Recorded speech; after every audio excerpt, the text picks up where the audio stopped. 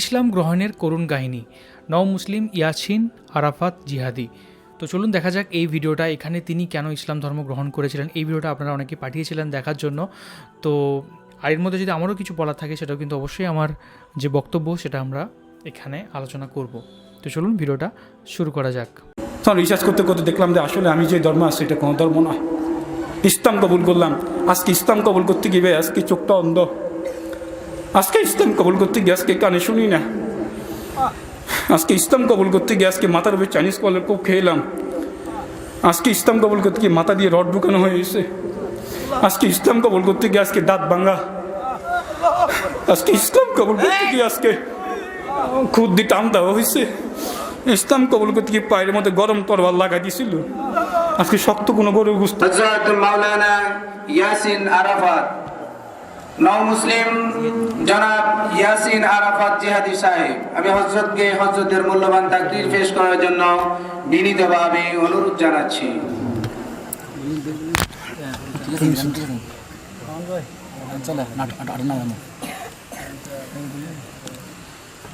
আসসালামু আলাইকুম রহমতুল্লাহি ওয়া বারাকাতুহু। প্রিয় ভাই, আমি একটা হিন্দু সন্তান। আজকে এত বছর ইসলাম কবুল করলাম। যখন স্কুল কলেজ যখন পড়াশোনা করতাম, মুসলমানকে দেখলে আসসালামু আলাইকুম দিতাম, কিন্তু আসসালামু আলাইকুম কি শুদ্ধ কি সালাম নাকি? তো আজকে মাদ্রাসা পড়াশোনা করে ইসলাম ধর্ম কবুল করে রাসূলের সুন্নতের উপরে চলে আজকে আপনাদের এত সুন্দর করে সালাম দিলাম। আজকে যদি সেনবাগ স্টেডিয়ামে যদি ফুটবল খেলা হয়, ওই খেলার হাজার হাজার দর্শক থাকে, শত শত দর্শক থাকে। এক পক্ষে যখন গোল দিল, লাফাইতে লাফাইতে খুব সুন্দর করে চিৎকার দিল, আওয়াজ দেয়। কিন্তু আমি হিন্দু সন্তান, মুসলমান হয়ে আপনাদেরকে যদি এখন আদাব দিতাম বা নমস্কার দিতাম, আপনারা কি খুশি হতেন? তো আমি আবারও সালাম দেওয়া তো সুন্নত, নেয়া তো ওয়াজিব। আমি আপনাদেরকে আবারও সালাম দিতেছি। আসসালামু আলাইকুম রহমতুল্লাহি ওয়া বারাকাতুহু।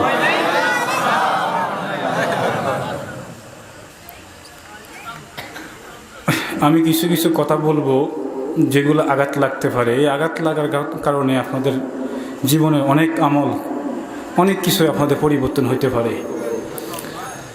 আমি কিছু বলার কোনো ক্ষমতা নাই। আল্লাহ পাক যদি আমাকে সে বলার ক্ষমতা দেয়, কিছু কথা বলবো।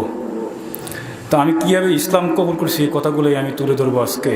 এই কথাগুলোই আপনাদের আজকে ব্যতিক্রমী কিছু কথা বলবো।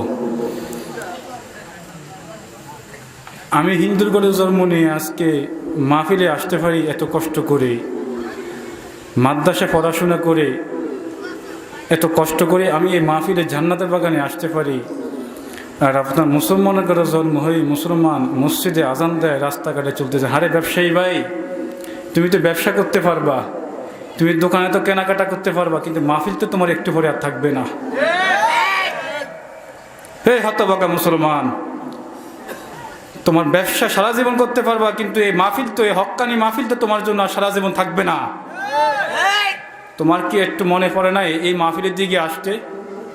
আমি সবাইকে অনুরোধ করব, চা দোকানে যারা বসিয়ে আছেন, টিভি দোকানে যারা বসিয়ে আছেন, এমনকি মা বোনদেরকে বলবো আপনার স্বামীটাকে, আপনার বাচ্চাটাকে, আপনার ভাইটাকে মাহফিলে আসার জন্য লাগিয়ে দেন। সম্মানিত মুসলমানগণ, মিথ্যার আশ্রয় নিব না, মিথ্যার আশ্রয় দেব না। আমি কিন্তু মালানা না, সাধারণ একজন মুসলিম, আল্লাহর গোলাম। দিনের দাওয়াত দেওয়ার জন্য মাহফিলে কোনো পোস্টার নাই, নাম নাই, নাম দেওয়া দরকার নাই। আল্লাহর কাছে যদি আমার নামটা চাপা থাকে, এর থেকে বড় শুকরিয়া কোনো কিছু নেই। আমার মাহফিলের পোস্টারের নাম আমার জানা দরকার না, আমার আল্লাহর কাছে আমার নামটাই যথেষ্ট। আমার পরিচয় হয়েছে, আমাদের বাড়িটি হচ্ছে কুমিল্লা ডিস্ট্রিক্টে, সাবেক লাকসাম, বর্তমানে মনোহরগঞ্জ থানায়। আমাদের গ্রামের নাম হচ্ছে হাসনাবাদ, মণিপুর। তা আমাদের 14 গোষ্ঠীর জমিদার বংশ ছিল। আমি যখন হিন্দু ছিলাম তখন আমি ঢাকা সিটি কলেজ থেকে ডিগ্রি পাস করি। বাবার পরিচয় আমি দিই না। বাবা বাংলাদেশে একজন বৃষ্টি শিল্পপতি, বাংলাদেশ নিয়ে এশিয়া মহাদেশের মধ্যে প্রখ্যাত যে বৃষ্টি শিল্পপতি। আলেমদের সাথে আলাপ করছিলাম বাবার পরিচয় নেওয়ায়। ওনারা বলছে বাবার পরিচয় দেওয়া যাবে, কিন্তু এই নিয়ে কোনো অহংকার এবং কি প্রশংসা করা যাবে না। কেন? সে একজন বেদিন, মুসলমান ছাড়া কোনো বেদিনের প্রশংসা করা যাবে না। কিছু কিছু ক্ষেত্রে বলছিল, কিন্তু এই নিয়ে কোনো গর্ববোধ করা যাবে না। অনেকে ডিসলাইন দেখেন, ডিসকানাডার চ্যানেল আছে, ডিসকভারি চ্যানেল। এই চ্যানেলটার মালিক হচ্ছে ইন্ডিয়ান, এটার বাংলাদেশের সভাপতি, আমাকে ইন্ডিয়ান সভাপতি শ্রী রাখাল চন্দ্র ভৌমিক, আমার বাবা। বেলজিয়াম থাই গ্লাস কোম্পানির মালিক, বাংলাদেশের 60টা পরিবারের মধ্যে একটা পরিবহন বাস শেয়ারকোস টিয়ার ট্রাভেলস, বাংলাদেশের ধনীদের মধ্যে উনি একজন, আমি একমাত্র ছেলে। কেন ইসলাম কবুল করলাম, এই কথাগুলো আজকে আমি তুলে ধরবো। কেন কেন ইসলাম কবুল করবো? অনেক কষ্টের মাধ্যমে ইসলাম পেয়েছি, কথাগুলো খেয়াল করবেন। কথাগুলো আমি সংক্ষিপ্ত বিষয়ে 20 মিনিটের ভিতরে কথা বলবো, এর থেকে আর সময় আমার হাতে নেই। আমি যখন 2007 যখন ঢাকা ধানমন্ডি সিটি কলেজ থেকে ডিগ্রি পাস করি, তো 2007 যখন ঢাকা ধানমন্ডি সিটি কলেজ থেকে আমি ডিগ্রি পাস করি, আমি যা বলি সব কোরআন নিয়ে বলি, যা বলি কোরআন নিয়ে বলি। তো আমি যখন 2007 যখন ঢাকা ধানমন্ডি সিটি কলেজ থেকে আমি ডিগ্রি পাস করি, তো ডিগ্রি পাস করে আগেও পরে বাবার সাথে এশিয়া এবং কিরুহের মধ্যে আমি কিছু রাষ্ট্রে আমি সফর করি। তো আমার একটা রেড কালারের পাসপোর্ট ছিল, যখন যাচ্ছেন তখন ওদেশে সফর করতাম মন মতন, সব কিছু তো আছে, টাকা পয়সা মান সম্মান সব কিছু তো আছে, কিন্তু ইমান তো আর নাই। ইমানের সন্ধানে আমি পুরা বিশ্বের মধ্যে 9টা দেশ সফর করছিলাম, কীভাবে আমি ইসলামের আসল সন্ধানটা আমি খুঁজে পাবো। তো আমি যখন এশিয়া এবং কিরুহের মধ্যে কিছু রাষ্ট্র যখন সফর করি, সফর করে আগে পরে বিভিন্ন ধর্মের মধ্যে আমি বিশ্বাস করি। যখন হিন্দু ছিলাম তখন চরমনাই, হাটহাজারী, সরসিনা, উজানি, নানুপুর বিভিন্ন মাহফিল আমি চলে যেতাম। এই মুসলমান ভাইরা, আজকে আমি হিন্দুর ঘরে জন্ম নিয়ে হিন্দু থাকা অবস্থা যদি আমি চরমনার ময়দানে যাইতে পারি, যদি নানুপুর ময়দানে যাইতে পারি, উজানির ময়দানে যাইতে পারি, আমি তো বেদিন। আমার বাপ মা তো আমাকে জীবনে বলে নেই তুমি চরমনার ময়দানে যাও, কিন্তু আজ পর্যন্ত আল্লাহর কোরআন হাতে নিয়ে বলছে, আজ পর্যন্ত চরমনার ময়দানে 34 বার গেছি আমি। গত বছর আমার হাতে কোনো টাকা পয়সা ছিল না, কোনো কিচ্ছু ছিল না। আল্লাহর কাছে হাত দিব, আল্লাহ আমাকে টাকা পয়সার ব্যবস্থা করে দাও। কত আল্লাহর বান্দা আমার জন্য ব্যবস্থা হয়ে গেল। চরমনার ময়দানে যতই যাই এতই পরিবর্তন, যতই যাই ততই পরিবর্তন। কেন? তো 34 বার গেছেন, তখন আমি চরমনে, হাজারি, সরসিনা, উজানি বিভিন্ন মাহফিল আমি চলে যাই। তখন হক্কানি আলেম ওলামারা আল্লাহ বলছে, পৃথিবীতে নাপাক অবস্থায় সকল ধর্ম ধরতে পারে, কিন্তু আল্লাহর কোরআন কেউ নাপাক অবস্থা ধরতে। আপনাদের কাছে একটাই প্রশ্ন, নামাজ ছাড়া কি, অজু ছাড়া কি নামাজ পড়তে পারবেন? অজু ছাড়া কি কোরআন শরীফ ধরতে পারবেন? আপনাদের কাছে এই প্রশ্নই রইল, অজু ছাড়া যেরকম নামাজ পড়া যায় না, অজু ছাড়া নাপাক অবস্থায় কোনোদিনও এক আল্লাহর কোরআন কেউ স্পষ্ট করতে পারে না। তখন আমি পৃথিবীতে বাইবেল, গীতাপাঠ, ঋগ্বেদ, রামায়ণ, যতুর্বেদ, জিন্দাবাসিকে, মনুষ্য, তরব, ইঞ্জিন, অত্তরবেদ, শেপমেন, নক্ষত্রপাত, আন্দাবেদ, গীতাপাঠ, রামায়ণ, মহাভারত, এমন কোনো ধর্মগ্রন্থ নাই, সকল ধর্মগ্রন্থ লাস্টে শুধু আমি 2টা কথা পাই। কি 2টা কথা পাই? কথাগুলো খেয়াল করবেন, মৌলিক কথাগুলো আমি তুলে ধরবো। সকল ধর্মতে রিসার্চ করি, সকল ধর্মতে লাস্টে শুধু 2টা কথা পাই। কি 2টা কথা পাই? কোরআন তো আমি ধরতে পারি না, কিন্তু আমি তো নাফাক, আমি তো বেদিন, আমি তো মূর্তিকে শ্রদ্ধা করি, আমি তো কালেমা কেমনে গ্রহণ করি এটা সিস্টেম তো জানি না, কেমনে অজু করে তা তো সিস্টেম জানি না। কিন্তু আমার বাপ মা বেদিন, আমিও বেদিন, আমাকে শিক্ষা দেওয়ার জন্য একজন আলেম দরকার। তখন আমি যখন সকল ধর্মতে রিসার্চ করি, সকল ধর্মতে লাস্টে শুধু আমি 2টা কথা পাই। কি 2টা কথা পাই? বাইবেলে 56 হচ্ছে মোহাম্মদের কথা। বাইবেলটা কার? মুসলমানদের না বেদিনদের? এই বাইবেলে 56 হচ্ছে মোহাম্মদের কথা পাই, ঋগ্বেদের 101 মোহাম্মদের কথা পাই, জিন্দাবাদ থেকে 76 মোহাম্মদের কথা পাই, অতর্বেদে 72 মোহাম্মদের কথা পাই, শ্যামবেদে 76 মোহাম্মদের কথা পাই, ঋগ্বেদের 101 মোহাম্মদের কথা পাই, ত্রিপিটকের 41 মোহাম্মদের কথা পাই। কে মোহাম্মদ? কে মোহাম্মদ? কে মোহাম্মদ? মসজিদ থেকে আজান আসতেছে, আশহাদু আন্না মুহাম্মাদুর রাসূলুল্লাহ, আশহাদু আন্না মুহাম্মাদুর রাসূলুল্লাহ। কিন্তু আমি তো হিন্দুর সন্তান, আমার বাপ মা তো আমাকে জীবনে কোনোদিন মোহাম্মদের কথা বলে নাই। কে মোহাম্মদ? বাইবেল রিসার্চ করতে যায়, বাইবেলে মোহাম্মদের কথা পাইলাম, ঋগ্বেদ রিসার্চ করলাম, ঋগ্বেদে মোহাম্মদের কথা পাইলাম, জিন্দাবাস থেকে রিসার্চ করলাম, জিন্দাবাস থেকে ঋগ্বেদের কথা পাইলাম, গীতাপাঠ রিসার্চ করে গীতাপাঠে মোহাম্মদের কথা পাইলাম। কে মোহাম্মদ? তো আমার বাপ মা তো আমাকে জীবনে কোনোদিনও মোহাম্মদের কথা বলে নাই, আল্লাহর কথা বলে নাই। তো কে মোহাম্মদ? তো মসজিদ থেকে যখন আজান আসতেছে, আশহাদু আন্না মুহাম্মাদুর রাসূলুল্লাহ, ওই কথার সাথে এই কথার মিল পাইলাম। আসলে যে মোহাম্মদের কথা এই ঋগ্বেদের মধ্যে আছে, সেই মত মুসলমানদের নবী। সুবহানাল্লাহ বলুন। এখন আপনাদেরকে প্রশ্ন করতে চাই, আপনারা তো মুসলমানের ঘরের সন্তান, আমি তো হিন্দুর ঘরের সন্তান, আজকে মুসলমান। আপনাদের কাছে একটাই প্রশ্ন, আপনারা যখন জন্মগ্রহণ করছেন, আপনার যে এত বছর চলে, আপনার বাপ মা কি আজ পর্যন্ত আপনাকে মোহাম্মদের কথা বলছে নাকি বলে নাই? আল্লাহর কথা কি বলছে নাকি বলে নাই? কিন্তু আমার ধর্মগ্রন্থের মধ্যে আল্লাহর কথা আছে, মোহাম্মদের কথা আছে, আমার বাপ মা আমাকে কেন বলে নাই? আমার ধর্মগ্রন্থের মধ্যে বলছে তুমি মোহাম্মদকে অনুসরণ করো, কিন্তু আমার ধর্মগ্রন্থ বলছে মোহাম্মদকে অনুসরণ করো, কিন্তু আমার বাপ মা আমাকে কেন বলে নাই? আমার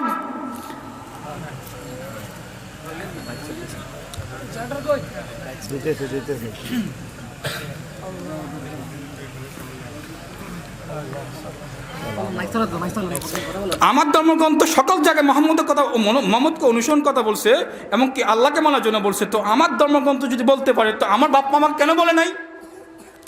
কেন বলে নাই? তো রিসার্চ করতে করতে আমি আরেকটা কথা বাংলা, যতুর্বেদ, বিভিন্ন সংস্কৃতি ভাষায় আমি এই কথাটা পাই, ইংলিশে কথাটা পাই, not doubt the holy Quran, not doubt the holy Quran. অনেক শিক্ষিত ভাই লোকেরা আছেন, not doubt the holy Quran, এটা অর্থটা কি? নট মানি না, ডাউট একটু সন্দেহ, হোলি একটু পবিত্র, কোরআন মানি আল কোরআন, পবিত্র আল কোরআনকে সন্দেহ করো না। পৃথিবীর সকল ধর্মগ্রন্থ সন্দেহ আছে, কোরআনে কোনো সন্দেহ আছে? পৃথিবীতে বাইবেল, গীতা পাঠ, ঋগ্বেদ, রামায়ণ, যতুর্বেদ, জেন্দাবাসিকে, মনুস্মৃতি, রবীন্দ্রেন, সকল ধর্মগ্রন্থ সন্দেহ আছে, কোরআনে কোনো সন্দেহ নাই। সুবহানাল্লাহ বলুন। তো চিন্তা করলাম, আমি যে বাইবেলকে অনুসরণ করি, আমি যে ঋগ্বেদকে অনুসরণ করি, আমি যে জিন্দাবাসীকে অনুসরণ করি, আমি যে গীতাপাঠকে অনুসরণ করি, আমি যে মহাভারতকে অনুসরণ করি, সকল ধর্মগত মিথ্যাদের, সকল ধর্মগত পট, সকল ধর্মগত ডাউট, একমাত্র কোরআনে কোনো সন্দেহ নাই। কেন? কোরআনটা কে সৃষ্টি করলো? রিসার্চ করতে করতে চিন্তা করলাম, আসলে এই কোরআনটা সৃষ্টি করলো কে? আসলে আমি কোন ধর্মে আছি, আমি কোন পথে আছি? তখন আমি ইন্দোনেশিয়া গেলাম, ওই রাষ্ট্রের সুনামি হয়। তো সুনামিটা আমি দেখি না, সুনামি হওয়ার পর আমি গেছিলাম, ইন্টারনেট চার্জ করে দেখবেন এই দৃশ্যটা এখনও আছে। সুনামিতে যখন গেছিলাম, ও সুনামিতে যাওয়ার পর দেখলাম সুনামিতে কিছু কিছু মন্দির মানে ভগবানের ঘর, গির্জা মানে যীশুখ্রিস্টের ঘর, বৌদ্ধ মন্দির ঈশ্বর ঘর, আর মসজিদ কার ঘর? এই সুনামিতে মন্দির ধ্বংস গেল, গির্জা ধ্বংস গেল, যীশুখ্রিস্টকে ধ্বংস গেল। কিছু কিছু মসজিদ পানির রূপে ভাসতেছে, আর কিছু কিছু মসজিদের চারিদিকে মাটি আর মাটি। তো আপনাদের কাছে একটাই প্রশ্ন, আমার শরীরে আগুন লাগে, আগুন থেকে বাঁচার জন্য আমি কোন জায়গায় জাপ দিব? পানিতে জাপ দিব। কিন্তু আমি তো মানুষ, আমি মানুষ হিসেবে আপনার আমাকে বাঁচাতে চলে আসবেন। কিন্তু ওই সময় যে ওই লোকগুলোকে জিজ্ঞাসা করলাম, ভাই আপনার মসজিদগুলোতে ঢুকলেন কেন? মসজিদগুলোতে ঢুকলেন কেন? ভাই আমরা যে মূর্তিকে সেজদা করি, সেই মূর্তি আমাদেরকে বাঁচাতে পারে নাই। যে ভগবানকে সেজদা করি, সেই ভগবান আমাদেরকে বাঁচাতে পারে নাই। যে যীশুখ্রিস্টকে সেজদা করি, সেই যীশুখ্রিস্ট আমাদেরকে বাঁচাতে পারে নাই। যে ঈশ্বরকে সেজদা করি, সেই ঈশ্বর আমাদেরকে বাঁচাতে পারে নাই। মসজিদ যেরকম আল্লাহর পক্ষ থেকে বেঁচে গেল, তেমনিও আল্লাহর মসজিদে যদি আমার ঢুকি যাই, আল্লাহর ঘরে যদি আমার ঢুকি যাই, আল্লাহর পক্ষ থেকে আমার বেঁচে যাবো। এই দৃশ্য থেকে লাখ লাখ মানুষ কালেমা গ্রহণ করে মুসলমান হয়ে গেল। কেন মানুষ ইসলাম কবুল করে? বোঝা গেছে পৃথিবীতে কোনটা কমপ্লিট করে ফেলাক, একমাত্র কমপ্লিট করে ফেলাক কোরআন। সুবহানাল্লাহ বলুন। এর থেকে 2003 সালে পাঞ্চের প্যারিসে গেলাম, রাজধানী পাঞ্চের প্যারিসে পূর্ব দিকে একটা পাহাড়, ওই দেশের পূর্ব দিকে পাহাড় আর শুধু পাহাড়। এই হচ্ছে মাটি থেকে উপর দিকে পাত্রের নিষেধে আল্লাহ ফুদে মোহাম্মদ। সুবহানাল্লাহ বলুন। 7 জন বিজ্ঞানীর সাথে আমি কথা বলছিলাম, ওরা বলছিল পৃথিবীর সকল কিছুর মধ্যেই সকল কিছু ধ্বংস হয়ে যাবে, সকল কিছু ধ্বংস হয়ে যাবে, কিন্তু পাত্রের নিষেধে যে আল্লাহর নামটা আছে আর উপরে যে মোহাম্মদের নাম লেখা আছে। তো ওদেরকে প্রশ্ন করলাম, এটার নিচেও কিন্তু খুঁটি নাই, উপরে কোনো খুঁটি নাই, ডাইনে কোনো রশি নাই, বামে কোনো রশি নাই। তো ব্যাপারটা কি ভাই? এই রুমালটাকে যদি আমি এখন নিচে ফেলাই, আবার যদি কাদের উপর ডালি, শক্তি আমার গায়ের থেকে আছে, কিন্তু শক্তির মালিকটা কে? কিন্তু এই পাত্র নিষিদ্ধ আল্লাহ, উপদে মোহাম্মদ, ডাইনে কোনো রশি নাই, বামে কোনো রশি নাই, নিষিদ্ধ কোনো রশি নাই, উপদে কোনো রশি নাই, নিষিদ্ধ আল্লাহ, উপদে মোহাম্মদ। 7 জন বৈজ্ঞানিক সাথে কথা বলছিলাম, ওরা বলছিল বিফরম কি আফটার, এটা আগে পরে যা পাত্র ছিল সব ধ্বংস হয়ে যাবে। হয় প্রশ্ন করছি কেন? যে পাত্রে মাহমুদের নাম লেখা আছে, আল্লাহর নাম লেখা আছে, সে পাত্র আল্লাহর হুকুম ছাড়া কোনোদিন ধ্বংস হবে না। তো ব্যাপারটা প্রশ্ন করলাম, ওরা বলছিল দেখেন পৃথিবীর মধ্যে সকল কিছুর মধ্যে ভগবানের ভগবতী আছে, ঈশ্বরের ঈশ্বরী আছে, গডের গডেস আছে, দুর্গার দুর্গতি আছে, লক্ষ্মীর অলক্ষ্মী আছে, সকল কিছুর মধ্যে স্ত্রীলিঙ্গ আছে। কিন্তু আল্লাহর এমন একটা নাম কে বলতেছে? খ্রিস্টান বিজ্ঞানী সকল কিছুর মধ্যে আল্লাহর সকল কিছুর মধ্যে স্ত্রীলিঙ্গ আছে, কিন্তু আল্লাহর এমন একটা নাম যে নামের মধ্যে কোনো স্ত্রীলিঙ্গ নাই। সুবহানাল্লাহ বলুন। হে মুসলমান, আমি হিন্দুর ঘরে জন্ম নিয়ে আজকে মুসলমান হয়ে কোরআনটাকে সত্য মনে করলাম, এই দাঁড়িটাকে সত্য মনে করলাম, টুপিটাকে সত্য মনে করলাম, ইসলামী শাসনতন্ত্র আন্দোলনকে সত্য মনে করলাম, সকল কিছুকে আমি সত্য মনে করলাম। মুসলমানের করে জন্ম, এই মুসলমান এখন বলতেছে কোরআন মিথ্যা। সবাই বলতেছে না, কিছু কিছু মুসলমান বলতেছে। আফসোস। তো এই বৈজ্ঞানিক 7 জন বৈজ্ঞানিক কালেমা গ্রহণ করে ইসলাম কবুল করলো। জার্মান গেলাম 2005 সালে, বিশ্বের মধ্যে সবচেয়ে বেশি ঘূর্ণিঝড় ওই দেশে, এমনভাবে ঘূর্ণিঝড় হয় ডান পাশে গাছগুলো পেঁচা পেঁচা লেগে গেছে, লা ইলাহা ইল্লাল্লাহু মুহাম্মাদুর রাসূলুল্লাহ সাল্লাল্লাহু আলাইহি সাল্লাম। তো নিজের বিবেককে প্রশ্ন করলাম, পৃথিবীতে অনেক ভাষা আছে, there is no god but is মাহমুদ মেজবিজ আল্লাহ। ভাই এখানে যে মাহমুদের কথা আছে, আল্লাহর কথা আছে, এই ভাষাটা লিখতে যায় কোন পাশ থেকে শুরু, কোন পাশ থেকে শেষ? বাম পাশ থেকে শুরু, ডান পাশ থেকে শেষ। আবার লেখা আছে I can do forgive it is Allah. এই লাইনটার মধ্যে মাহমুদের কথা আছে, আল্লাহর কথা আছে, এই লাইনটা বাম পাশ থেকে শুরু, ডান পাশ থেকে শেষ। তরফদিন বামসিং ওনামস্তুতে ওং শান্তি ওং সেই নমঃ শিবায় নমোস্তুতে কাঞ্চনীয় নমোস্তুতে অঙ্কেশ চং বদগঙ্গন দং শতং লা ইলাহা ইল্লাল্লাহ মুহাম্মাদুর লং মানিলে মান নামাইলে নবগমন। এখানে মাহমুদের কথা আছে। বলুন তো এই লাইনটা কি বাম পাশ থেকে শুরু না ডান পাশ থেকে শুরু? বাম পাশ থেকে শুরু। এই কোরআনটার অক্ষরটা কোন দিক থেকে শুরু, কোন দিক থেকে শেষ? আল্লাহু আকবার। ওই গাছগাছালিগুলো ডান পাশ থেকে শুরু, বাম পাশ থেকে শেষ। তো আমি চিন্তা করলাম এটা অবশ্যই আল্লাহর হুকুমে গাছগাছালিগুলো আল্লাহর কালেমা লেখে গেছে। প্রতিটা 3 মিনিট 51 সেকেন্ড টাকা জার্মানি কালেমা গ্রহণ করে ইসলাম কবুল করতেছে। কেন মানুষ ইসলাম কবুল করে? কেন ইসলাম কবুল করে? বাংলাদেশে আসলাম। বাংলাদেশে আসার পর আমার ঠাকুমা যখন স্ট্রোক করে মারা গেল, বাবাকে জিজ্ঞেস, বাবা আমার ঠাকুমা আপনি কী করবেন? দাদিমাকে কি করবেন? তখন আমার দাদিমাকে যখন শ্মশানঘাটে যখন নেওয়া হয়, হরি বল। ভাই আপনাদের কাছে আমার আরেকটা প্রশ্ন, আপনি তো মুসলমান করে জন্ম হয়েছেন, আমার বাপ মা তো আমাকে কখনো আজান দেওয়া হয়নি আমার কানে। আমাকে বলা হয়েছে হরি বল। এই হরি বল কথা আমার দেওয়ার হয়তো 2 বছর সময় লাগছে। হরি শব্দ তো কি? ঋগ্বেদের 4 খণ্ড 443 নম্বর পৃষ্ঠায় লেখা আছে, হরি শব্দ এমন একটা অর্থ যেটা খারাপ শব্দ দিয়ে আগমন করা হয়। ভাই আপনারা মুসলমান যতই খারাপ কাজ করুক না কেন, আপনি যখন দুনিয়ার থেকে যখন যাইবেন, আপনি কি বলে বিদায় দেওয়া হবে? আল্লাহু আকবার। আবার যখন দুনিয়াতে যখন জন্মগ্রহণ করবেন, তখন কি বলে আগমন করা হবে? আল্লাহু আকবার। আসার সময় আল্লাহু আকবার, যাওয়ার সময় আল্লাহু আকবার। কিন্তু আমি নিষ্পাপ ছিলাম, আমার কোনো অন্যায় ছিল না, কোনো দোষ ছিল না, আমাকে কেন হরিবল দিয়ে আগমন করা হলো? হরিবলের মানে কি? হরি শব্দ তো ভাই এটা জান্নাতের বাগান, খারাপ কথা বলা যাবে না। হরি শব্দ খারাপ একটা শব্দ। আমি আসার সময় হরিবল, যাওয়ার সময় হরিবল। আমি কি এমন অন্যায় করছি, কি দোষ করছি? আমাকে তো আল্লাহ তাআলাই সৃষ্টি করছে, তো সে আল্লাহ তাআলা আমাকে বিবেক দিয়েছে। বিবেক দিয়ে প্রশ্ন করলাম, হরিবলের এমন একটা নিকৃষ্ট শব্দ যে নিকৃষ্ট ছেলেদের কথাটা বকাটা ছেলেদেরকে বলা হয়। ল শব্দ, ল দিয়ে শব্দটা আসে। তো আমি চিন্তা করলাম, আমার ঠাকুমাকে যখন হরিবল দিয়ে আগমন বিদায় করা হলো, হরি শব্দ তো কি ভাই? কোনো আঘাত দিয়ে কোনো কথা বলবো না, হেদায়েতের উদ্দেশ্যে কিছু কথা বলবো যে মানুষ দিনের পথে আসে। আঘাত দিয়ে কথা বলবে, কে দিনের পথে আসবে না। হেদায়েতের উদ্দেশ্যে কথা বলে মানুষ দিনের পথে আসে। তখন বাবাকে জিজ্ঞেসে, বাবা আমার ঠাকুমাকে কি করবেন? আমাদের ঠাকুর গোসা বলছে তোমার ঠাকুমাকে আগুন দেওয়ার জন্য, মানে দাদিমাকে আগুন দেওয়ার জন্য। নাউজুবিল্লাহ বলেন। ভাই আপনার তো আলেম ওলামা, আপনাদের সাথে হালত বলা যাবে, অন্য কিছু বলা যাবে না। আমি ছাত্র মানুষ, একটা কথা বুঝি। আজকে আমার ঠাকুমাকে যে আল্লাহ সৃষ্টি করছে, আমাকে আল্লাহ সৃষ্টি করছে। আমার ঠাকুমা যে মানুষ, আমিও সেই মানুষ। কিন্তু আপনাদের কাছে একটা প্রশ্ন, অনেকে তো বিয়ে শাদী করছেন, আপনার যে বাপের সন্তান, আমিও সে বাপের সন্তান, এক বাপের সন্তান। আপনার মায়ের সন্তান, আমিও মায়ের সন্তান। কিন্তু যে আল্লাহ আপনাকে সৃষ্টি করছে, যে আল্লাহ আমাকে সৃষ্টি করছে, কিন্তু আমি একসময় বুঝি নাই, এখন বুঝতেছি। কিন্তু আপনি চিন্তা করেন, আজকে রাত্রে আপনি আলিয়াকে জিজ্ঞাসা করবেন, নিজের স্ত্রীকে জিজ্ঞাসা করবেন, এই স্ত্রী তোমার গর্ভে যখন 10 মাস 10 দিন, 10 মাস 10 দিন তো থাকে না, 9 মাস 25 দিন 20 দিন থাকে, কথার কথায়। আপনার আলিয়াকে জিজ্ঞাসা করবেন, স্ত্রীকে জিজ্ঞাসা করবেন, স্ত্রী 10 মাস 10 দিন যে তোমার পেটের ভিতরে যে বাচ্চাটা ছিল, দেখো তো তোমার কত কষ্ট হয়েছে কি না? দেখবেন সে কান্নাকাটা মুখে দিয়ে বলবেন, হ্যাঁ আমার অনেক কষ্ট হয়েছে। কেন? সে মা 10 মাস 10 দিন পেটের ব্যথা, কষ্ট সুযোগে শুকনো জায়গা না শুয়ে বিজয় জায়গা শুয়েছে সন্তানকে। কিন্তু আপনার তো বাপ, দেখেন তো সন্তানকে মানুষ করতে গিয়ে দেখেন তো, অনেকে রিক্সা চালায়, অনেকে দোকানপাটে কাজ করে, অনেকে ব্যবসা বাণিজ্য করে, অনেকে প্রবাসে যায়। কেন? সন্তানকে মানুষ করার জন্য। তো সেই সন্তান এর থেকে তো শিক্ষা গ্রহণ করা দরকার। আপনার বাপ হিসেবে আপনার ছেলের জন্য যতটুকু কষ্ট করছেন, মা হিসেবে মার জন্য যতটুকু কষ্ট করছেন, এর থেকে তো শিক্ষা গ্রহণ করা দরকার আপনার বাপ আপনার জন্য কত কষ্ট করছে। আজকে মসজিদের ইমাম সাহেব, কথার কথায় মসজিদের ইমাম সাহেব যদি বলে আপনার মাকে আপনি আগুন দেন, বাবাকে আপনি আগুন দেন, আপনার বিবেক কি দিবে আপনার মাকে আগুন দিতে? আপনার বিবেক কি দিবে আপনার বাবাকে আগুন দিতে? তো যে ধর্ম নিয়ে জাতিকে সম্মান দিতে পারে না, এটা কিসের ধর্মগ্রন্থ হতে পারে?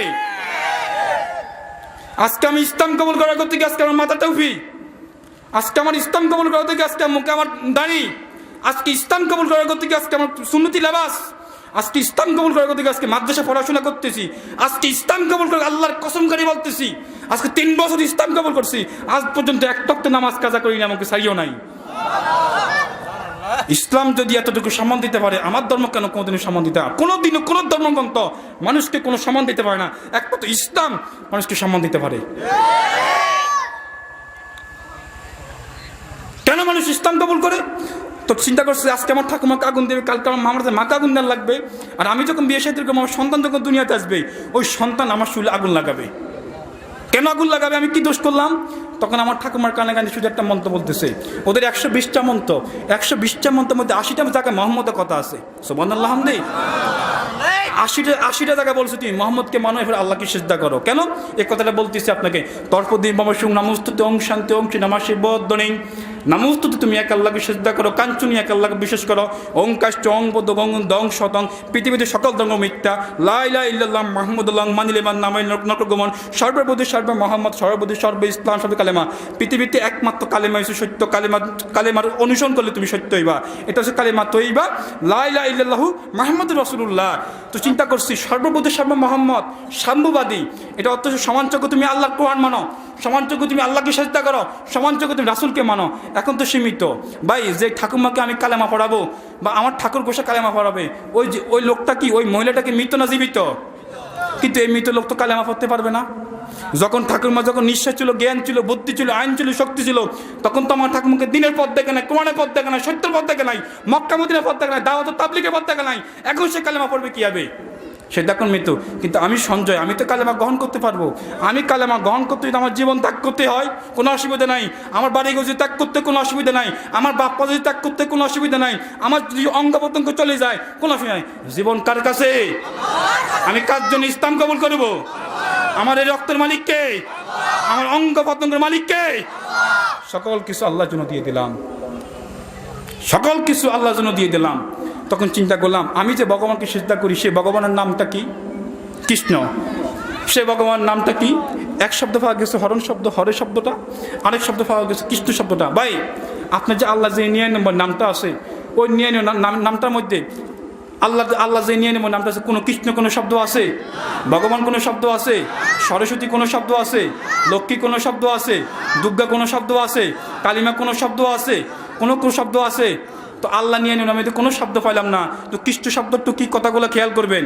কৃষ্ণ শব্দ অর্থ হচ্ছে ঋগ্বেদের 4টা খণ্ড। প্রথম খণ্ড 102 নম্বর পৃষ্ঠায় লেখা আছে কথা আছে, দ্বিতীয় খণ্ড 583 নম্বর পৃষ্ঠায় লেখা আছে কথা আছে, তৃতীয় খণ্ড 701 নম্বর পৃষ্ঠায় লেখা আছে কথা আছে, চতুর্থ খণ্ড 902 নম্বর পৃষ্ঠায় লেখা আছে কথা আছে। ভাই, এ সের অর্থ কি? কেদারা। সাউন্ড মানে আওয়াজ, ফোন মানে মোবাইল, শরীর তো মানে বডি হলে শরীর। কিন্তু আমি চিন্তা করলাম কৃষ্ণ শব্দ তো কি? কৃষ্ণ তো কালো, প্রথম খণ্ড। কৃষ্ণ তো কালো, কালো তো বদ, বদ মানে খারাপ, খারাপ তো নিকৃষ্ট। নিকৃষ্ট বাদ দিলাম, আমি 4টা শব্দ দিয়ে রিসার্চ করলাম না, একটা শব্দ দিয়ে বলি। নিকৃষ্ট বাদ দিলাম, বদ বাদ দিলাম, খারাপ বাদ দিলাম, কালো শব্দ আসেন। ভাই, আপনাদের কাছে একটা প্রশ্ন, আমি তো হিন্দু ঘরের সন্তান, আমি আগেও সুন্দর, অহংকার করতেছি না, আল্লাহ তুমি মাফ করো। আমার শরীরটা যখন হিন্দু ছিলাম তখনও সুন্দর, এখন মুসলমানের পর এখনও সুন্দর। কিন্তু কৃষ্ণটা কালো, কালোটা বদ, বদ মানে খারাপ, কালো নিকৃষ্ট। তো আমি নিকৃষ্ট বাদ দিলাম, বদ বাদ দিলাম, খারাপ বাদ দিলাম, কালো শব্দ আসেন। তো আমি যদি সুন্দর হয়ে থাকি, আমার ভগবান কেন কালো? আমি সুন্দর, আমার ভগবান কেন কালো? আমি সুন্দর, আমি সৃষ্টি সুন্দর, আমার স্রষ্টা কোনো কালো? বোঝা গেছে পৃথিবীতে ভগবানের সাথে কোনো, আল্লাহর সাথে কোনো সম্পর্ক নাই। সুবহানাল্লাহ বলুন। আমি সুন্দর, আমি ভগবানের সৃষ্টি, আমার ভগবান স্রষ্টা। তো আমার স্রষ্টা সুন্দর, আমি কেন কালো? বোঝা গেছে মুসলমানের ভগবানের সাথে, হিন্দুদের ভগবানের সাথে, হিন্দুদের আল্লাহর সাথে কোনো কালেকশন নাই। 7 বছরটা মনাবাকি বলছিলাম, মনাবাকি তুই কৃষ্ণ বলতো, হে মনাবাকি তুই কৃষ্ণ বলতো। একভাবে কোনো জবাব আসে না। 2 বার বলি মনাবাকি তুই কৃষ্ণ বল, 3 বার বলি মনাবাকি তুই কৃষ্ণ বল। কৃষ্ণ মানে ভগবান। সে আমাকে ধমক মারি বলে, ওস্তাদ আমি কৃষ্ণ বলতে পারবো না, আমি আল্লাহ আল্লাহ বলবো। হে মুসলমান ভাই, মনাবাকি যদি আল্লাহকে ডাকতে পারে, তুমি আর আমি মুসলমান আল্লাহকে ডাকতে পারবো না কেন? কেন ডাকতে পারবো না? বাস। তো আমি চিন্তা করলাম, আমার মা ওলার খবর, আমি মা ওলার পরিচয় আমি পেয়ে গেলাম। তার নামে আল্লাহ, তার নামে গাফফার, তার নামে সত্তা, তার নামে মালিক। এভাবে গবেষণা করতে করতে বাস যখন দেখলাম যে আসলে আমি যে ফাতা আছি এটা কোনো সত্য পথ না, তখন রিসার্চ করতে করতে দেখলাম যে আসলে আমি যে ধর্ম আছি এটা কোনো ধর্ম না। ইসলাম কবুল করলাম। আজকে ইসলাম কবুল করতে গিয়ে আজকে চোখটা অন্ধ, আজকে ইসলাম কবুল করতে গিয়ে আজকে কানে শুনি না, আজকে ইসলাম কবুল করতে গিয়ে আজকে মাথার উপরে চাইনিজ কলের খুব খেলাম, আজকে ইসলাম কবুল করতে গিয়ে মাথা দিয়ে রড ঢুকানো হয়ে গেছে, আজকে ইসলাম কবুল করতে গিয়ে আজকে দাঁত ভাঙা, আজকে ইসলাম কবুল করতে গিয়ে আজকে খুদ দিয়ে টান দেওয়া হয়েছে, ইসলাম কবুল করতে গিয়ে পায়ের মধ্যে গরম তরোয়াল লাগাই দিয়েছিল। আজকে শক্ত কোনো গরুর গোস্ত, কোনো হাড্ডি, কোনো কিছু চাবাইতে পারি না, মুরগির গোস্ত, হাঁসের গোস্ত চাবাইতে পারি না। 1 মাস 19 দিন, সংক্ষিপ্ত কথা বলতেছি ভাই, মৌলিক কথাগুলা। ইন্ডিয়াতে 1 মাস 19 দিন বন্দি করে রাখছিল ভাই। হাজার হাজার কোটি টাকার মালিকের সন্তান ছিলাম। জীবনে মান সম্মান, টাকা পয়সা কোনো কিছু অফ ছিল না। এখনও যদি দুনিয়ার আইনে টাকা পয়সা নিতে যাই, 1000 কোটি টাকার মালিক আছে। কিন্তু চিন্তা করলাম এর টুপিটা 50 টাকা দাম হতে পারে, পুরো বিশ্ববিদ্যালয়ের টুপির দাম কেউ দিতে পারবে? কেউ দিতে পারবে? তো বাস 1 মাস 19 দিনের মধ্যে 5 দিন পর্যন্ত আমাকে ভাত না খাবে রাখছিল, একটু পানি চেয়েছিলাম, মুখে পেশাব করে দিছিল। তবু তো ইসলাম সারি নাই, তবু তো ইসলাম সারি নাই, তবু তো আজ পর্যন্ত 3 বছরের মধ্যে এক তক্ত নামাজ সারি নাই। আজকে 3 বছরের মধ্যে গালে আজ পর্যন্ত একটু খুল লাগাই নাই, আজ পর্যন্ত একটু ঢিলা কুলুপ সরাসরি নাই। তুমি মুসলমানের করে জন্ম হয়, তুমি মুসলমান হয়, তুমি কেমনে নামাজ পড়ো না? তুমি মুসলমানের করে জন্ম হয়, তুমি মুসলমান হয়, কেমনে তুমি গাল খুলি লাগাও? তুমি মুসলমানের করে জন্ম হয়, মুসলমান ফজরের সময় তুমি কেমনে তুমি মসজিদে শুয়ে আজানের শুয়ে তুমি মসজিদে আসো না? তুমি মুসলমানের করে জন্ম হয়, মুসলমান, তুমি কেমনে ঢিলা কুলুপ করো না? ভাই আপনি একটু চিন্তা করেন, আমার এই হাতটা চামড়া একটা অংশ, রগ আরেকটা অংশ, হাড্ডি আরেকটা অংশ, রক্ত আরেকটা অংশ, গোস্ত আরেকটা অংশ, কত হয়েছে? 5টা। আল্লাহ তাআলা আমাকে 5 ওয়াক্ত নামাজ দিয়ে দিচ্ছে। সুবহানাল্লাহ বলুন। আমার এই হাতে কয়টা আঙ্গুল? এই হাতে কয়টা আঙ্গুল? পায়ে কয়টা আঙ্গুল? এই পায়ে কয়টা আঙ্গুল? আমার এই মুখটার মধ্যে কয়টা অংশ? কান একটা অংশ, কুফল আর একটা অংশ, চোখ আরেকটা অংশ, 2টা নাক একটা অংশ, মুখ আরেকটা অংশ, কয়টা হয়েছে? আল্লাহ তাআলা আমাকে 5 ওয়াক্ত নামাজ আমাকে দিয়ে দিচ্ছে। সুবহানাল্লাহ বলুন। হযরত আবু বকরের ছেলের নাম ছিল আব্দুর রহমান। আব্দুর রহমান বাবাকে ডেকে বলল, বাবা আমি কিন্তু যুদ্ধক্ষেত্রে কিন্তু আমি আপনাকে দেখছি, কিন্তু আমি আপনাকে হত্যা করতে পারি নাই। কেন রে? বাবা ছোটকালে কত আদর যত্ন করছেন, কত মায়া মহব্বত দিছেন, কত হাতে পায়ে চুমু দিছেন, কিন্তু আমি আপনাকে হত্যা করতে পারি নাই। শুন, তুই যে দলটা করো সেই দলটা হচ্ছে বেদিনের দল, মুনাফিকের দল, শয়তানের দল। তুই এই বাবার নজরে তাকে আমাকে হত্যা করতে পারিস নাই। কিন্তু শোন, আমি আল্লাহর কসম করে বলতেছি, বদরের যুদ্ধে যে তোকে যদি দেখতাম 1টা সেকেন্ড আমি সুযোগ দিতাম, নারে তাকবীর আল্লাহু আকবারকে গর্দন পালাইতাম। কেন? কেন? তোর থেকে আমার কাছে আমার কোরআন বেশি, আল্লাহ বেশি, নবী বেশি, ইসলাম বেশি। তেমনি আমি ইয়াসিন আরাফাতের কাছে আমার বাপ মা বেশি না, টাকা পয়সা বেশি না, দংচমত বেশি না, কোনো কিছু বেশি না। আমার কাছে আমার আল্লাহ এবং নবী বেশি, কোরআন বেশি। আজকে যদি আইম্মা লাশ পারছেন আমার কোরআনকে নিয়ে, আমার ইসলামী আন্দোলনকে নিয়ে, আমার এই টুপি নিয়ে, আমার এই দাড়ি নিয়ে, আমার হক্কানি আলেম আলকানের যে কথা বলবে তার বিরুদ্ধে আমার কঠিন আন্দোলন করব। ভাই আপনি চিন্তা করেন, অনেক মানুষ টাকা পয়সা, কোটি কোটি টাকা পয়সা হয়, ব্যাংকে জমা করে, রকেটে জমা করে, বিকাশে জমা করে, কিন্তু আপনি একটু চিন্তা করেন এই টাকা পয়সা নিয়ে যাওয়ার সময় যদি আপনি এখন আপনাকে ডাকাতে ধরে, চোরে ধরে আপনি টাকা পয়সাকে হেফাজত করছেন, বিভিন্ন ব্যাংকে অ্যাকাউন্ট করছেন, কিন্তু একটু চিন্তা করে দেন তো, আপনি মুসলমানের ঘরে জন্ম, ভাই মুসলমানের ঘরে জন্ম হয়েছেন, আল্লাহ খুশিকে শুকরিয়া আদা করেন, শুকরিয়া আদা করেন। একটা মুসলমান যতই খারাপ কাজ করুক না কেন, সে একদিন না একদিন সে জান্নাতে যাবেই, শিরিক না করা পর্যন্ত। কিন্তু আপনি একটু চিন্তা করেন, আপনি বিভিন্ন ব্যাংকে অ্যাকাউন্ট করছেন আমার টাকা পয়সাকে হেফাজত করার জন্য, কিন্তু আপনি ইমানটাকে হেফাজত করার জন্য আজকে আপনি কি করছেন? কি করছেন বলেন? আজকে আপনি যদি টাকা পয়সাকে হেফাজত করে বিভিন্ন ব্যাংকে অ্যাকাউন্ট করেন, আপনি ইমানটাকে হেফাজত করার জন্য আজকে আল্লাহর কাছে আপনি কি আপনি ইমানটাকে হেফাজত কি করছেন আপনি বলেন? আমার কাছে এখন তো 68 জন মানুষ ইসলাম কবুল করছে। আমাকে প্রশ্ন করা, ভাই আপনাদের মুসলমান হয়েছেন, আপনার তো ওইগুলো ফারাইছেন। আমি জবাব দিই, পৃথিবীর মধ্যে সর্বপ্রথম মানুষটা আগে আছে কে? বলেন, কেউ জানেন পৃথিবীর মধ্যে কোনো হিন্দু দাদারা যদি স্পষ্ট থাকে বলেন, আপনি যে বলেন আপনার ধর্মটা আগে আছে, বলুন তো পৃথিবীতে কোন ধর্ম মানুষটা আগে আছে? পৃথিবীর মধ্যে ধর্ম মানুষের কাছে আদমের দিনটা ছিল কি? উনি কোন ধর্মের মানুষ ছিল? শুধু ইসলাম, উনি ইসলাম উনি নবীও ছিল। তো হিন্দু আসলো কোন জায়গা থেকে, বৌদ্ধ আসলো কোন জায়গায়, খ্রিস্টান আসলো কোন জায়গা থেকে? পূজা গেছে পৃথিবীতে কোনো ধর্মগ্রন্থ আগে আসে নাই, আমার ইসলাম আগে আসে, ইসলাম আগে আসে। তো ভাই আমি বেশি কথা বলবো না, আলেম চলে আসবে। আমাকে ইন্ডিয়াতে নিয়ে 1 মাস 19 দিন বন্দিকে রাখছিল, এই কথাটা বলি না তো জজবার জন্য, ইমানের জজবার জন্য কথাটা বলি ধরি আমি। আমাকে ইন্ডিয়াতে নিয়ে 1 মাস 19 দিন বন্দিকে রাখছিল, আমার হাতে পায়ে শিকল বাঁধা ছিল। আজকে তো আমরা আল্লাহ আকবরের ডাক ভুলে গেছি, নারে তাকবীরের ডাক ভুলে গেছি। আল্লাহ আকবরের কথা শুনলে মনে ভয় আসে না? আমাকে ইন্ডিয়াতে নিয়ে 1 মাস 19 দিন বন্দি করে রাখছিল, আমাকে হাতে পায়ে শিকল বাঁধা ছিল, 5 দিন পর্যন্ত আমাকে বাদ দেয় নাই, 5 দিন পর্যন্ত আমাকে বাদ দেয় নাই। এই চোখের জন্য আমি এই চশমাটা দিই। এই চোখটা আমার একবারই অন্ধ, এই কানে একবারই সুখ। অনেক চিকিৎসা করছি, বেন্টের চিকিৎসার জন্য এখনও ভিতরে ফুজ আছে, কিন্তু তবুও ইসলাম ছাড়ি নাই। আমাকে 1 মাস 19 দিন একটা ঘরে বন্দি করে রাখছিল, আমার হাতে পায়ে শিকল বাঁধা ছিল। আমার বয়স 39 চলে, 80-তে জন্ম। 12 বছর মুত্তিকি সেজদা করছি, 24 বছর মুত্তিকি সেজদা করি নাই, 3 বছর আল্লাহকে সেজদা করতেছি।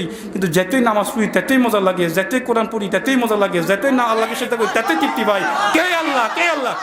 এই জান্নাত শুনে কিন্তু মুসলমান হয়েছি, জান্নাত শুনে কিন্তু দাঁড়িয়ে রাখছি, জান্নাত শুনে কিন্তু মাথা টুপি রাখছি, জান্নাত শুনে কিন্তু বাপ্পা ত্যাগ করছি, জান্নাত শুনে কিন্তু লম্বা জুব্বা কাটতেছি, জান্নাত শুনে কিন্তু 5 ওয়াক্ত নামাজ পড়তেছি, জান্নাত শুনে কিন্তু গরু গোশত খাইতেছি, জান্নাত শুনে কিন্তু আজকে মাদ্রাসা পড়াশোনা করতেছি, জান্নাত শুনে কিন্তু আজকে ইসলামের দাওয়াত দিতেছি।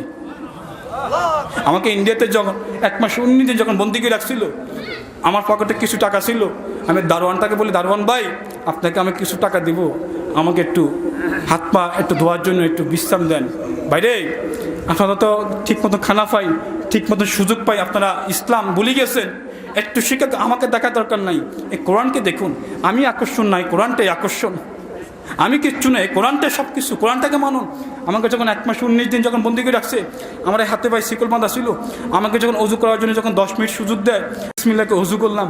বিসমিল্লাহ যখন অজু করলাম, তখন সূরা ফাতিহা দিয়ে সূরা কোন দিকে উত্তর, কোন দিকে দক্ষিণ, কোন দিকে পশ্চিম, খিদার যন্ত্রণায় বসে রয়েছি। বাস অল্প পানি, অল্প পাউরুটি আমাকে দিয়েছিল। আমি চোখের পানি আল্লাহ কাছে ছেড়ে বলতে, আল্লাহ তুমি যদি হযরত ইউনূস তোমাকে যে মাছের পেট থেকে তুমি উদ্ধার করতে পারো, আমাকে তুমি এই জালেমদের হাত থেকে তুমি আমাকে উদ্ধার করতে পারবা। সূরা ফাতিহা দিয়ে নামাজ শুরু করলাম, সূরা ইখলাস দিয়ে নামাজ শুরু করলাম।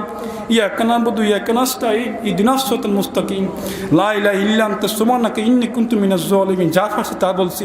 দাওয়াল ফাটি বেটে আওয়াজ আসতেছে, দাওয়াল ফাটি বেটে আওয়াজ আসতেছে, এই বান্দা আল্লাহ আমাকে তুমি এখান থেকে উদ্ধার করে। যখন দাওয়াল ফাটিবে যখন আওয়াজ আসতেছে, এই বান্দা আজকে এত বছর পর আমাকে কি জন্য ডাক দিলি? আল্লাহু আকবার বলেন। আরে ভাই, আল্লাহকে ডাকলে আল্লাহ অবশ্যই আসে, অবশ্যই আসে, অবশ্যই আসে, অবশ্যই আসে। দেওয়াল ফাটিবি যখন আওয়াজ আসতেছে, তখন এই বান্দা নারে তুমি আল্লাহু আকবার যখন যে শিকলগুলো আছে শিকলগুলো তুমি টান দিবা, দরজা অটোমেটিক তোমার শিকলগুলো খুলে যাবে। ভাই গায়ে নাই কোনো শক্তি, একজন মানুষ যদি ধাক্কা দেয় আমি পড়ে যাবো, এমন একটা আমি দুর্বল হয়ে গেছি। তখন আমি যখন আল্লাহু আকবার যখন শিকলগুলো টান দিলাম, টান দানের সাথে সাথে আমার শিকলগুলো অটোমেটিক খুলে গেল। এই মুসলমান ভাইরা, হে মুসলমান ভাইরা, আমার শিকল খুললো কে? তুমি যদি আজকে নামাজের মাধ্যমে, দোয়ার মাধ্যমে তোমার জাহান্নামের দরজা তুমি বন্ধ করতে পারো না? তুমি দরজা বন্ধ করতে পারো না? সন্তান যদি মায়ের সামনে কাঁদে, মায়ের দুধের মতো জোশ থাকে। আমি হিন্দুর সন্তান, আমি মুসলমান যদি আল্লাহর মামলা বুঝতে পারি, তুমি মুসলমানের কাছে জন্ম, তুমি আল্লাহর মামলা কেন বুঝতে পারবে না? আমার তো মান সম্মান টাকা পয়সা কোনো কিছু অফ ছিল না। এক একটা গাড়ির দাম ছিল, আমি যে গাড়িতে ছিলাম 60-65 লাখ প্রাডো গাড়ি ছিল। মান সম্মান টাকা পয়সা কোনো কিছু অফ ছিল না। আমার শুধু শুধু ইমান। কদিন আগে হিলারি ক্লিনটন ইসলাম কবুল করলো, তাকে জিজ্ঞাসা করছে আপনি কেন ইসলাম কবুল করলেন? ভাই দেখেন, পৃথিবীতে আমি সকল ধর্মকে রিসার্চ করছি, সকল ধর্মগত কোনো নারীর অধিকার নাই, কোনো ধর্মগত নারীর সমান নাই, একমাত্র ইসলাম নারীকে সম্মান দিয়েছে। এই জন্য আমি কালেমা গ্রহণ করি, ইসলাম কবুল করলাম। ডোনাল্ড জামসের একটা হিন্দি গান গেলে কোটি কোটি টাকা পাইতো। তারিক জামালের কাছে গেলো, আমি তো অভাবগ্রস্ত, আমাকে একটা পথ দেখা দেন। তারিক জামালের কাছে যখন গেল, তারিক জামাল তুমি হিন্দি গানটা বাদ দিছ, তুমি একটা বাস উর্দুতে তুমি বাস গজল শুরু করো। যখন গজল শুরু করছে, সে কোটি কোটি টাকার মালিক হয়ে গেল। ভাই, ইসলামের সাথে লাগি থাকলে, কোরআনের সাথে লাগি থাকলে, মক্কা মদিনার সাথে লাগি থাকলে কেউ কি দুনিয়া না কবাগি হয়? আপনি চিন্তা করুন, আবু বকরকে যে সাপে কামড় দিছিল, এই সাপে কামড়ের যে বিষটা নবীজির থুতু দিয়ে সাপের বিষটা ভালো হয়ে গেল। কিন্তু আপনি চিন্তা করুন তো, নবীজির থুতু দিয়ে যদি আবু বকরের সাপের কামড় যদি ভালো হয়ে যেতে পারে, আজকে আমার দাঁড়িয়ে রাখার করতে কেন আমার জীবনটা ভালো হবে না? আজকে কেন আমার টুপি দিয়ে আমার জীবন কেন ভালো হবে না? আমার এই সুন্নতি পোশাক দিয়ে কেন আমার জীবনটা ভালো হবে না? আমার ইসলাম যদি পরিপূর্ণ পালন করি, আমার কেন জীবন ভালো হবে না? বোঝা গেছে পৃথিবীতে কোনো কিছু আমাকে বাঁচাতে পারবে না, একমাত্র আল্লাহ রাসূল সুন্নতে আমাকে বাঁচাতে পারবে। তখন ভাই ইন্ডিয়াতে যখন আমাকে 1 মাস যখন বন্দি করে রাখছিল, তখন বাস আমি হাতে যখন দোয়া করলাম আল্লাহু আকবার, আল্লাহু আকবার করে যখন সিগল করে টান দিলাম, দরজাগুলো অটোমেটিক খুলে গেছে। আমি আল্লাহ, এটা কিন্তু অলৌকিক ঘটনা, আলেম আমার পরামর্শ আমি কথাটা বলতেছি। তখন আমি যখন আবার ডাক দিছে, আমি কিছু আল্লাহ, আমি দরজাগুলো কীভাবে খুলবো? আমার মনে তো কোনো শক্তি নাই, আমি তো মাতলুক, আমার তো কোনো ক্ষমতা নাই। আমি যখন হিন্দু ছিলাম জুমার দিন মসজিদে বসে বসে ওয়াজ শুনতাম, কিন্তু নামাজ পড়তাম না। বয়ান শেষ চলে আসতাম। তখন বলছে, এই বান্দা তুই বিসমিল্লাহির রহমানির রহিমকে দরজার মধ্যে হাত দিবি, 4টা দরজার মধ্যে হাত দেওয়ার সাথে দরজাগুলো অটোমেটিক খুলে গেছে। আজকে তো আমার কাজের কারণের মধ্যে বিসমিল্লাহ বলি না। আজকে তো আমাদের ঘরে বাইরে আমাদের ইসলাম বিসমিল্লাহ বলি না। আজকে তো আমার কাজে কর্মে ব্যবসা ক্ষেত্রে বিসমিল্লাহ বলি না। যখন বিসমিল্লাহ করে যখন হাত দিলাম দরজাগুলো অটোমেটিক লগে খুলে গেল। এই ভাই মুখ খুলছে কে? কই আমার দুর্গা তো খোলে নাই, আমার সরস্বতী খোলে নাই, আমার লক্ষ্মী তো খোলে নাই, আমার গর্ত খোলে নাই, আমার ঈশ্বর তো খোলে নাই, আমার কালিমা তো খোলে নাই, আমার শিব তো খোলে নাই, খুলছে কে? আমি চিন্তা করলাম আসলে ব্যাপারটা কি। তখন আমাকে বাস দরজাগুলো যখন অটোমেটিক যখন খুলে গেল, দারোয়ানের কোমরের মধ্যে শিকল বাঁধা বা ওই একটা সেন বাঁধা ছিল, চেমে সেনের থেকে সাবি নিয়ে বাস দেখলাম যে 3টা কুকুর আমার একটা বাড়িতে আসতেছে। 3টা কুকুর আমার একটা বাড়িতে আসতেছে। এই যে কুকুরে আমার একটা বাস না, আমি দিনের দাওয়াত দিব। আপনারা কি জানেন আমি এখানে উজি আইছি দিনের দাওয়াত দেওয়ার জন্য। একটা মানুষ যদি আমার কথাগুলোর থেকে যদি একটা মানুষ যদি পরিবর্তন হয়, এর থেকে বড় নিয়ামত আর কিচ্ছু নাই। তখন আমি যখন গেলাম, তখন 3টা কুকুর যখন আমার কান বাড়িতে আসতেছে, এই কুকুরে আমাকে তুইও যে মালিকের সৃষ্টি, তুই মালিকের সৃষ্টি, আমি ওই মালিকের সৃষ্টি, তুই যে মালিকের গোলাম, আমিও তো সেই মালিকের গোলাম, আমাকে বাধা দিস না। বাংলায় চলে যাবো, আমি ইসলাম কবুল করবো, আমাকে বাধা দিস না। আমি সহ্য করতে পারছি না। 1বার না 2বার না 3বার বলছিলাম, 4বারের সময় বলছিলাম যে আল্লাহ তোকে সৃষ্টি করছে, আল্লাহ আমাকে সৃষ্টি করছে, আমাকে বাধা দিস না। এই কথা বলার সাথে কুকুরটা অটোমেটিক মুখটা ফিরিয়ে বেলায় আসমানের দিকে তাকাই, খেয়ে করে চিৎকার দেওয়ার চোখে দিয়ে অটোমেটিক পানি পড়তেছে। চিন্তা করলাম কুকুর যদি আল্লাহকে চিনে, আমি আপনাকে আল্লাহকে চিনতে পারবো না কেন? ইনশাল্লাহ আজকে থেকে আমরা আল্লাহকে চিনবো তো, ইনশাল্লাহ আজকে থেকে আমার নামাজ ছাড়বো না তো। তখন বাস বাংলা আসলাম, ইসলাম কবুল করলাম। ইসলাম কবুল করার পর আজকে মাদ্রাসা পড়াশোনা করছি। দিনের দাওয়াত দিতে আমি একটা কথা বলি, কোনো হিন্দু, কোনো বৌদ্ধ কোনো কিনবেন না। হিন্দুর দোকান থেকে কোনো রসমালাই কিনবেন না, হিন্দুর দোকান থেকে কোনো দই কিনবেন না। কেন? এরা মিষ্টির সাথে সোনা দেয়, মিষ্টির সাথে গোবর দেয়। কোনোদিনও এটা আমার নৈতিক দায়িত্ব, এটা আমার ফরজ কথা বলা। কোনোদিন হিন্দুর দোকান থেকে মিষ্টি কিনবেন না। তো ভাই আমি সর্বশেষ চলে যাইতেছি। আমার এই চোখটা খুবই অন্ধ। আমি হাকুকে ভাই কোরআনে তো 2টা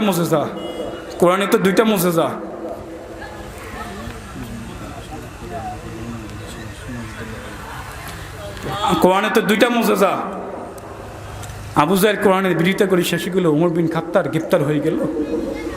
আমার কাছে অনেক সময় মানুষ ইসলাম কবুল করে, আমি ফাঁকে আফসোস করি, আল্লাহ অনেক মানুষ আমার কাছে ইসলাম কবুল করছে, কিন্তু আমার বাবা ইসলাম কবুল করলো না। আজকে থেকে আপনাদের কাছে শুধু একটাই দাওয়াত, আমি মাদ্রাসা পড়াশোনা করি, আমার এ চোখটা একবারই অন্ধ। আমি রাত্রে আমি শুতে পারি না, উঠতে সময় লাগে, এই ফাঁসটা খুবই অবশ।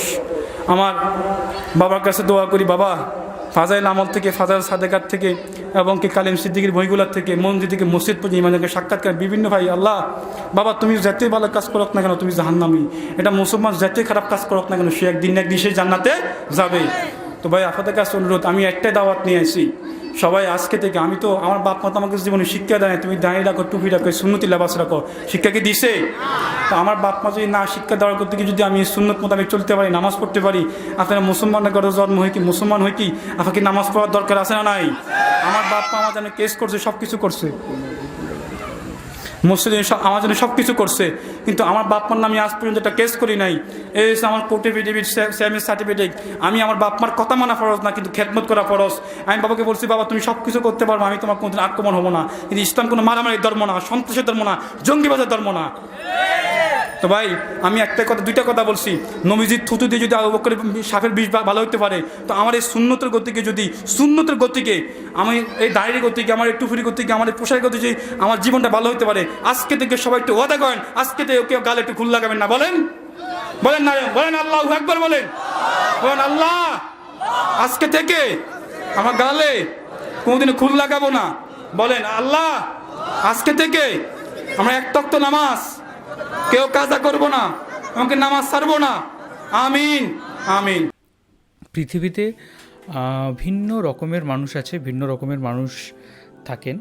সেটা হচ্ছে যে কারো আবেগ বেশি থাকে, কেউ একটু যুক্তিতর্ক দিয়ে বিশ্লেষণ করেন, কেউ আবেগ দিয়ে বিশ্লেষণ করেন, কেউ আবার রাগ দিয়ে বিশ্লেষণ করেন, অনেক কিছু ইমোশন দিয়ে বিশ্লেষণ করেন। তো এনাকে যেটা দেখে বলে ইনি অনেক আবেগী একজন মানুষ এবং ইনি জীবনে অনেক কষ্ট পেয়েছেন। তার জীবনের পুরো ঘটনা হয়তো আমরা জানি না। তিনি কোনো একজন সম্ভ্রান্ত ফ্যামিলির ছেলে ছিলেন এবং সেখান থেকে তিনি যখন ইসলাম গ্রহণ করেন তার উপরে অনেক কিছু নেমে এসেছিলো এবং তাকে অনেক ফিজিক্যালি অত্যাচার করা হয়েছিল এবং যার ফলে তার চোখে, দাঁতে এবং শরীরের বিভিন্ন জায়গাতে অনেক ক্ষত নিয়ে এখন জীবনটা কাটাতে হচ্ছে, যেটা সত্যি অনেক নিন্দনীয় বিষয় এবং যেটা সত্যিকারেরই অনেক খারাপ বিষয়। তবে একটা জিনিস সেটা হচ্ছে যে আমার মনে হয় যে আবেগ রাখা তো অবশ্যই ভালো এবং আবেগ নিয়ে যখন কোনো মানুষ বলেন এবং তার বিরুদ্ধে যদি কোনো জিনিস অ্যানালাইসিস করতে যাই আমি, সায়েন্টিফিক্যালি বলুন বা অন্য কিছু রেফারেন্স দিয়ে বলুন, তখন সেটা যথার্থ হয় না। কারণ যুক্তি দিয়ে যখন কোনো একটা কথা বলা হয় তার বিরুদ্ধে যুক্তিটা খাটে। আবেগ দিয়ে যখন কোনো মানুষ একটা ভালোবাসা তার হৃদয় দিয়ে কোনো একটা কথা বলছে, তখন সেক্ষেত্রে আমি যুক্তি দিয়ে কিছু দাঁড় করাবো বা কিছু তাকে খণ্ডন করার চেষ্টা করবো, সেটা উচিত হবে না।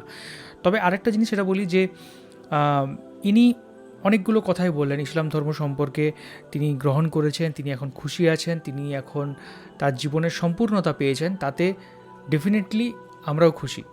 তবে অন্য ধর্মের যে কোনো বিষয় নিয়ে যদি আপনি কোনো মন্তব্য করেন, সেখানে আপনাকে সংবেদনশীল হওয়াটা দরকার।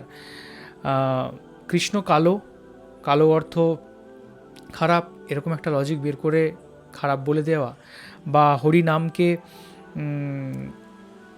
নিন্দা করা বা খারাপ বলে দেওয়া, এটা কোনো সঠিক জিনিস নয়। আপনি যদি সেটাকে যুক্তি দিয়ে বা আপনি যদি কোনো লজিক দিয়ে সেটাকে প্রমাণ করতে দেন, তাহলে সেটা অবশ্যই একটা গ্রহণযোগ্য বা একটা শোনার যোগ্য হবে। কিন্তু যদি আপনি এমনিই বলেন যে খারাপ, তাহলে এটা কিন্তু উল্টে আপনি যদি প্রচার করছেন যে আপনার ইসলাম ভালো, সেটাতেও কিন্তু লোক কিন্তু খারাপভাবেই জিনিসটা নেবে, কারণ আপনি খারাপ বলে দিচ্ছেন উইদাউট কোনো লজিক বা ওটা কোনো কিছু ছাড়া। আর এখানে কৃষ্ণ কালো বলা হচ্ছে, এটাকে এভাবেও দেখা যায় কৃষ্ণ কালো, সেটা ইম্পর্ট্যান্ট নাই। শ্রীকৃষ্ণ যে ভগবদ্গীতার মাধ্যমে কি বলেছেন সেটা ইম্পর্ট্যান্ট। কৃষ্ণের গায়ের রং কি, তার গায়ের রং থেকে আমার রং সাদা, তার থেকে আমি কেন বেশি উৎকৃষ্ট হলাম, এইগুলো ভাবার কোনো কিছু কারণ নেই। শ্রীকৃষ্ণ যেটা বলেছেন সেটার উপর যদি উনি কিছু বলতেন বা ভগবদ্গীতার কোনো কথা নিয়ে কিছু যদি বলতেন, সেটা তাহলে আরও অনেক বেশি আমার মনে হয় সেটা গ্রহণযোগ্য হতো। এবং আমার মনে হয় আপনি যদি একটু ভালো করে ভাবেন যে কোনো জিনিসকে ছোট না দেখিয়ে সেটাকে ভুল প্রমাণ করার থেকে কোনো জিনিসটাকে লজিক্যালি দেখিয়ে তারপর যদি আমি কিছু বিবৃতি রাখি, মানুষ তাহলে তার অন্তরে সেটা নিয়ে ভাববে, তাই নয় কি? তো এটা হচ্ছে একটা বিষয়। আর বাদবাকি ভিডিওটা দেখলাম, অ্যান্ড এর আগে একটা আমি দেখেছিলাম যেখানে উনি অনেক লজিক দিয়ে কথা বলেছেন। বিভিন্ন মানুষ ভিন্ন রকমের হয় এবং ভিন্ন মানুষের লজিক যারা দিয়ে কথা বলে তাদের ক্ষেত্রে বিভিন্ন পার্সপেক্টিভ পাওয়া যায়। তো এখানে একটা এনার অন্যরকম পার্সপেক্টিভ আমি পেলাম। তবে এই ভিডিওতে যা কিছু বলা রয়েছে সব সেখানে যদি কোনো ধর্মের অপমান করা হয় বা কোনো ধর্মকে ছোটো করা হয় বা কোনো ধর্মের করা হয়, সেটা সম্পূর্ণ বক্তার। এখানে আমরা এটার উপর রিয়াকশন করছি যখন, তার মানে এটা যে আমি এই বিষয় সম্পর্কে কি আমি রাখছি নিজের মন্তব্য, সেটা ইম্পর্ট্যান্ট। আর তার সাথে সাথে এটাই যে আপনারা যেগুলো আমাদেরকে রিকোয়েস্ট পাঠান যে দেখার জন্য, সেগুলো আমরা দেখি। তো এখানে হচ্ছে সেরকম একটা ভিডিও আমরা দেখলাম। এনার ছোটোবেলার যেটা আমরা দেখতে পেলাম যে ইনি অনেক মেহফিলে যেতেন, ইনি অনেক ইসলামিক বক্তার কথা শুনতেন ছোটোবেলা থেকেই, এবং তিনি তার জীবনের কিছু অলৌকিক ঘটনা বলেন, যে ক্ষেত্রে তিনি বলেন যে তাকে শিকল দিয়ে বেঁধে রাখা হয় এবং শিকল থেকে বেঁধে রাখা যখন হয়, তিনি যখন ঈশ্বরের বা আল্লাহর নাম নেন, তখন সেই শিকল কিন্তু ছড়ে যায় এবং তাকে কুকুরে তাড়া করে এবং কুকুরও তাকে কিন্তু কোনো ক্ষতি করেনি। এই জিনিসগুলো বললেন এবং এটা বিশ্বাসী মানুষের ক্ষেত্রে অবশ্যই এটা আপনি কি মনে করবেন সেটা পুরোপুরি আপনার কাছে। এই পুরোটাই যেটা বিশ্বাসের ওপর কাটে, তাই বিশ্বাসের উপর আমি কোনো মন্তব্য দিয়ে কারো বিশ্বাসকেই ছোট আমি করতে পারবো না, সরি। তো এই হচ্ছে আজকের video. Thank you so much video recommend করার জন্য। আর কোন ভিডিওর উপর আমরা রিঅ্যাক্ট করতে পারি সেটা অবশ্যই কমেন্ট করে জানাবেন। দেখা হচ্ছে আবার কোনো ভিডিওতে, ততক্ষণের জন্য আপনারা ভালো থাকুন।